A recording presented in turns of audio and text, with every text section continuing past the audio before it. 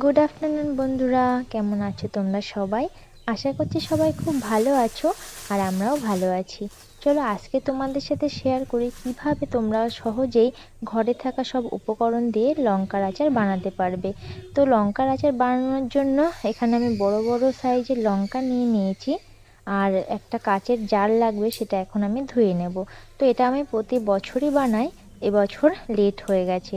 তো প্রথমে আমি লঙ্কার বোঁটাগুলো ছাড়িয়ে নেব আর লঙ্কাগুলো আমি ধুয়ে একটা শুকনো কাপড় দিয়ে ভালো করে মুছে নেব। আমার লঙ্কাগুলো জল ঝরা মোছা হয়ে গেছে। এবার আমি দুই সাইডটা চাকু দিয়ে চিড়ে নেব যাতে ভেতরে মশলাগুলো ঠিকঠাক ঢোকে।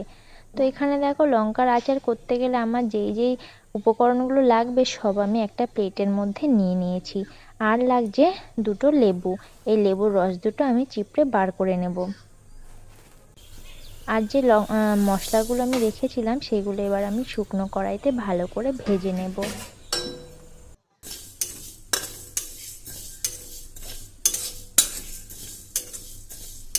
এবার দেখো, আমার মশলাগুলো ভাজা হয়ে গেছে। আমি ততক্ষণে কড়াইতে তেল পরিমাণ মতন দিয়ে দিয়েছি গরম হওয়ার জন্য। আর গরম হতে থাকলে ততক্ষণে আমি মশলাগুলো ভালো করে শিলে বেটে নেব।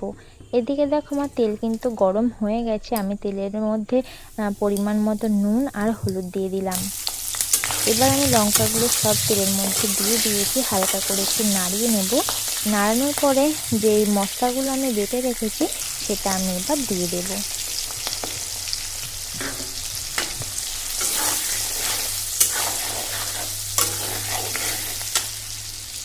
এবার আমি গ্যাসের ফ্লেমটা বন্ধ করে দিলাম আর আমার আচারটা হয়ে গেছে। এবার এটাকে আমি একটু ঠান্ডা হতে দেব।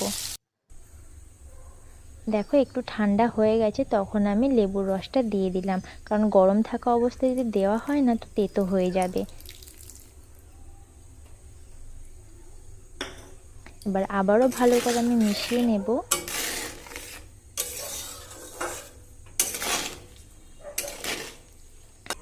তৈরি হয়ে গেছে আমার লঙ্কার আচার। এটা সারা বছর স্টোর করে খেতে পারো।